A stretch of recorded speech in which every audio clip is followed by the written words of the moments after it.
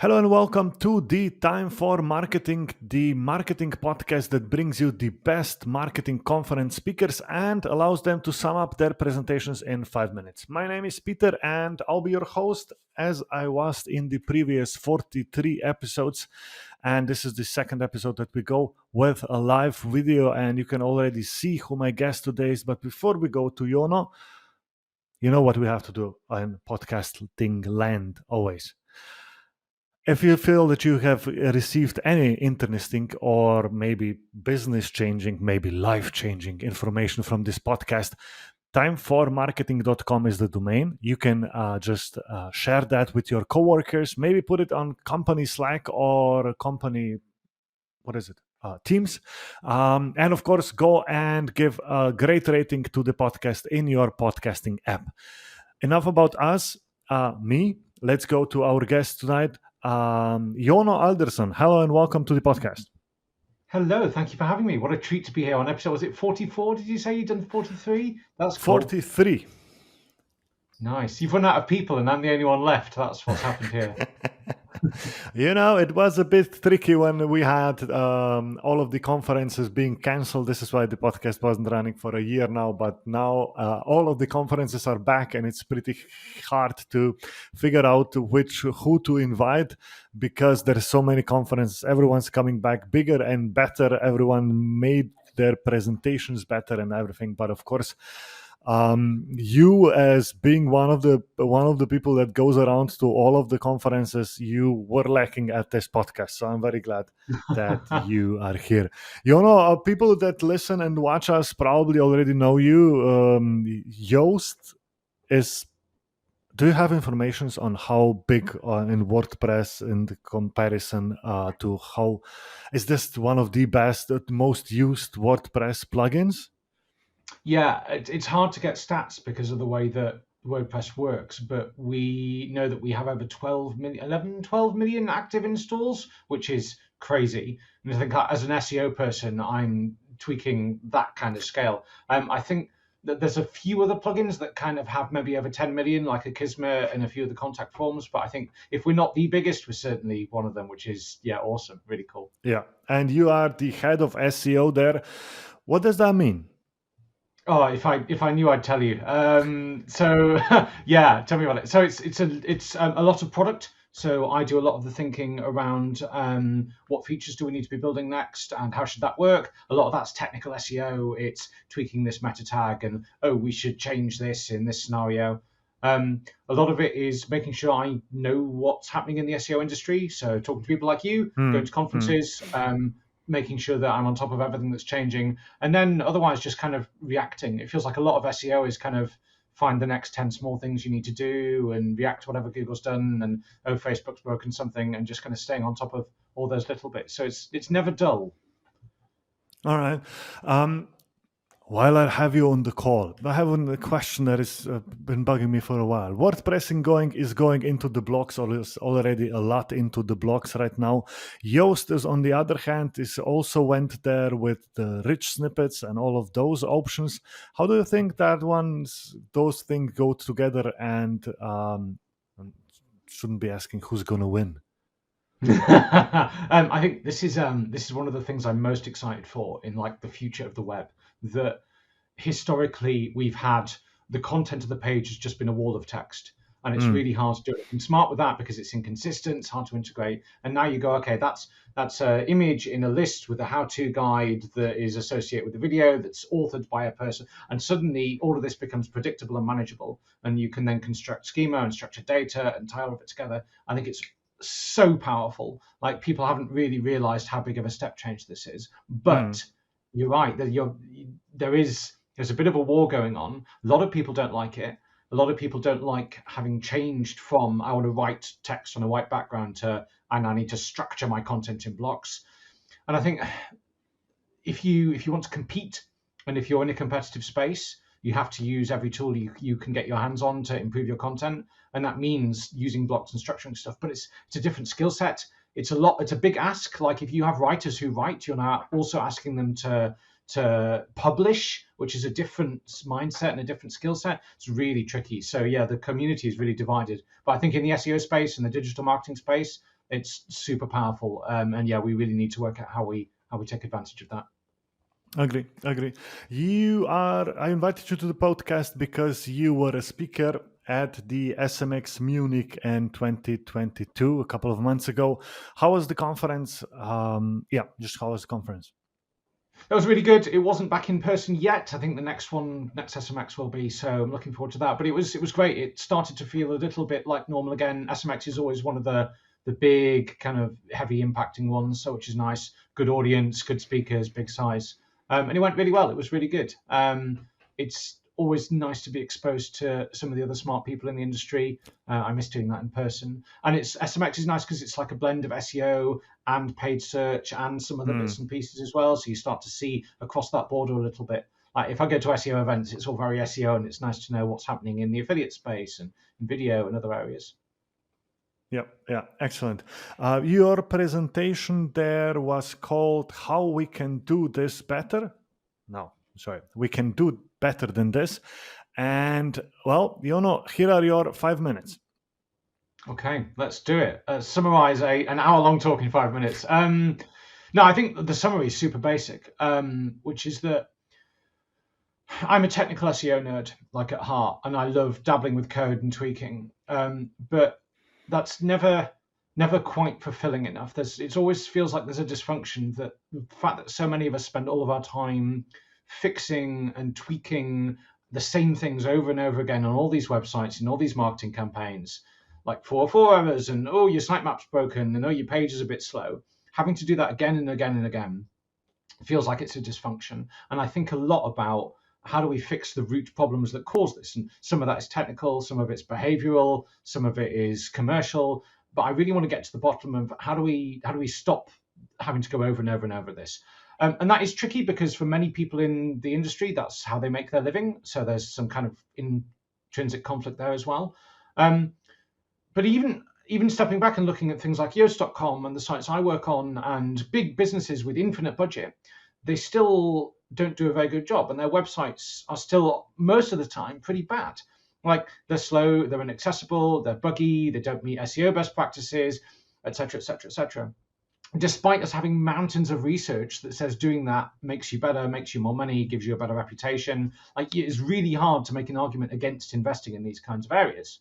And I think part of the reason this has been the case is we haven't really had a standardized way of measuring and benchmarking these kinds of performance metrics. Like site speed has historically been very complicated. Accessibility is very vague and gray. We've trained ourselves to accept that websites are buggy and 404s are the norm when maybe they shouldn't be. And SEO is obviously like a black hole of complexity for most people. So all of this is very, very hard to say. How are we doing? How much should we invest? What will that give us? How are our competitors doing? How are we changing over time? And if you don't have that, most businesses can't then say, okay, let's hire 3 people, let's invest. So there's a fundamental problem. Boom, Google launched Core Web Vitals. We now have a set of metrics which measure performance, some SEO best practice, some accessibility best practice. And we have a number at a point in time that we can compare against our competitors. And suddenly people start investing in performance, but not these other areas really yet. And what I'm thinking about and seeing is that now that we have Core Web Vitals, they do 2 interesting things that people aren't thinking about. One is they are a proxy for other areas of maturity. Like if a site scores badly on Core Web Vitals, it probably means that their technical roadmap isn't very well resourced. It probably means that their IT people aren't very well educated. It probably means that their CEO isn't consumer-centric or user-centric. It probably means that they move slowly. It means a whole bunch of stuff, and you can start to infer things about your competitors' capabilities and strategies. And when you zoom out even further, it becomes apparent that actually your Core Web Vitals score is a really interesting proxy for quality. Like, how good is our website? Because the kinds of things you need to do to score highly on those forces you to address your technical debt, to invest in people, to give a damn about user experience. And scoring highly on those means that you are user-centric, you are doing all the right things. And we start to understand that actually quality from an SEO perspective is the most important metric that we have. Core Web Vitals do a good job of aligning to that. And then the other thing that people aren't looking at really is that this is day one of Core Web Vitals, that there's more coming, that there are new metrics emerging, that the existing metrics get tweaked and improved and enhanced. This is the beginning of a revolution where all of these things do become measurable. Your accessibility, your quality, how buggy your site is, how fast it is, your SEO best practice. We get metrics against all of these and it all becomes transparent. And it turns out that, oh, everybody's missed the bus, they're a bit late, and it's now too late to compete. So I really want to get people thinking about, we need to look at this as more of just a way of measuring site speed and look at it as the beginning of a revolution where all of this stuff becomes tangible and empowers us to build business cases, to hire people, to get the budget, etc. So that's pretty cool. And then the rest of the presentation is just essentially a realization that this is all nice, but you can't do it on your own. You can't recruit or unicorn or incentivize fast enough or well enough to be able to meet these standards. It's too hard, and they move too quickly. There are too many moving parts. The only way you can compete is to build on existing foundations, open source platforms like WordPress, use Cloudflare, use Yoast SEO, obviously, build a whole bunch of stuff in the cloud and rely on teams like Google's engineers in the open source space, like Yoast SEO, where we're solving these problems, so that you can free up all that resource and just focus on marketing, content, storytelling, etc. And all of your platform stuff takes care of itself. Like nobody should be building their own CMSs. Nobody should be making their own soap. We should be building on top of these solved problems so that we can focus our resources where it matters. And then you can stay on top of all these metrics in a way that doesn't mean you're constantly firefighting. So yeah, it's a little bit dystopian, but I think this is the beginning of a time when we start to have a better web, which would be nice, because I'm really sick of 404 errors and broken XML sitemaps, and I want that to stop. I do a weekly or bi-weekly SEO roasts where I try to do live SEO audits of websites. And Nice. I must say, because of what you were saying, it's very often it's pretty easy to do those things because of the errors are so commonly and so basic that you don't really have to take half an hour to dig into a website to find all of the problems, but a lot of those problems are just somewhere on the top, and it's just a run screaming frog and see all of the errors in there. Whose fault, or not fault, whose responsibility should this be? Is it SEO? Is it developers? Is it the product owners? How do you see that? This is really tricky, right? Because SEO can't just keep getting bigger and bigger and wider and wider. We can't own all of the things. It just doesn't make sense. But increasingly, I found what we're arguing for is quality. And nobody owns quality in an organization, right? It's rare to have a head of quality. And certainly typical processes work on the premise of what is the least we can do to get something viable out the door, not how do we make something perfect. So I think the only answer, and this is the big part of where I got to with this, is that internally, this can't be owned. You have to outsource that ownership to platforms like WordPress, to infrastructure like Cloudflare. And you go, you know what? Cloudflare does 100 little things like compressing our images and optimizing our JavaScript. We could do all of that ourselves, and our IT people could be KPI'd on it and we can invest in it, but it'll take 10 years. We'll do a bad job of it and it'll be out of date. Actually, we just spend the resource and the money, the $20 a month or whatever it is, and offload ownership of that to Cloudflare.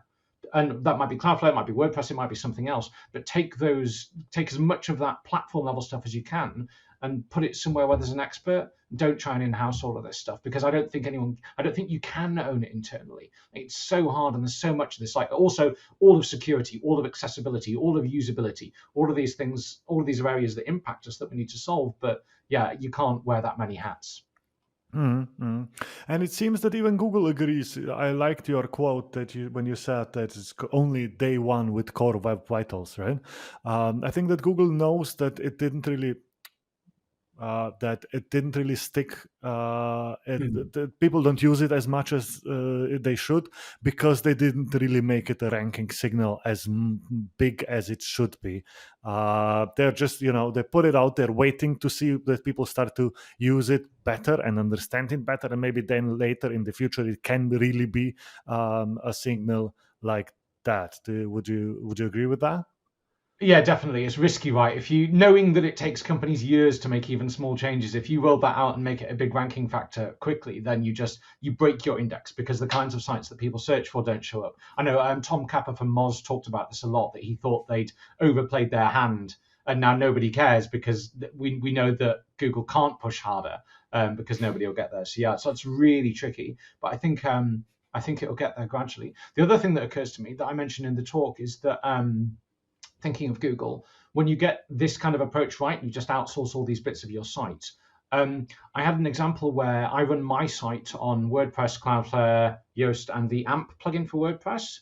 And whilst I sleep, Google employees are editing and updating bits of that stack so that I rank better in Google. Like I open my site and I view the source and there's like cutting edge CSS in there that I don't recognize that some Google engineer has written. And as a result, my site is faster and now ranks better. You're like, how do you compete with that? As somebody who's trying to do this in-house or manage it or fight with Squarespace or something awful, how do you move that quickly? You just can't. And that cadence obviously gets faster and faster. The gap gets wider. So yeah, they messed up the launch of Core Web Vitals, but they're doing the right things behind the scenes. One last question. Is this an announcement that Yoast is spreading the plugin, how it works, or is this just something that is important to talk about? Say that again, sorry. Is the idea that you are talking about how we should be measuring quality an idea that Yoast is going to think to extend the plugin into ways how you can help people with that? Or is that just something that you think that it's very important that you should be talking about? Oh, interesting. Somewhere in between. So yeah, this is born from my frustration and thinking about what does good look like, and it just happens to include Yoast SEO because not because I work there, but because I think it's part of the answer. And plug in your own SEO plugin of choice, right? But I think we talk about this a lot. We have finite resource and focus. We're pretty big, but we don't also want to be a performance plugin and a security plugin and an infrastructure layer, etc. So it makes sense for us to decide which bits we don't invest in. However, a big part of what we do is plug into all those other pieces. So we've worked with people at Google, we've worked with people at Cloudflare, et cetera, to make sure that all of our various bits of kit Lego block into each other and nothing breaks and everything kind of enhances each other. So yeah, behind the scenes, there's a lot of kind of gluing together of these things so that we don't need to replicate each other's work, so that we can all focus on our own areas. So that's pretty fun. All right, excellent. The 15 minutes are up. Jono, where can people find you if they would like to talk to you? Do you have any near future conference plans? Oh, yeah. I'm at Jono Alderson on Twitter or at Yoast or Yoast.com or JonoAlderson.com. Just Google me. It should work. Hopefully, otherwise I'm not doing my job. Yeah, I'm in Slovenia next week at In Orbit, which is a really cool conference. And then I think some downtime until maybe September when there's about 5 conferences. So yeah, it's going to pick up again and get busy. But yeah, thank you. This was lovely. Really good. It was great having you here. I'll be in orbit, so I'll look for you, and maybe we'll can catch up there. And if the audience is listening on Friday when this goes live, there'll still be the tickets open for In Orbit, because this is the conference where I spoke on the first version of it and organized the first version of it. Let me help them get a bit more people there. I think that's it. Jono, thank you very much for being on the podcast, and I'll see you around. Awesome. Thank you.